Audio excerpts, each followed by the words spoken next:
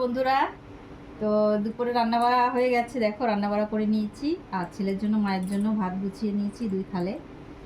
আর চলো আজকে কি কি রান্না করেছি তোমাদের সঙ্গে শেয়ার করি। সেটাই দেখো কি রান্না করেছি। এদিকে নিয়ে আই ক্যামেরা।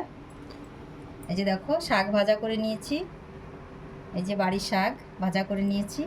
আর এদিকে আছে তোমার সয়াবিন আর আলুর ঝোল তরকারি। আর এদিকে দেখো বাগার মাছ রান্না করেছি। এই যে দেখো বাগার মাছ আলু দিয়ে মস্ত রান্না করেছি। দেখো লাল লাল করে কিন্তু রান্না করেছি দেখো। আর বাগার মাছটা অনেক বড় ছিল, বড়ই মাছ। আর বাগার মাছ আমার ফেভারিট মাছ।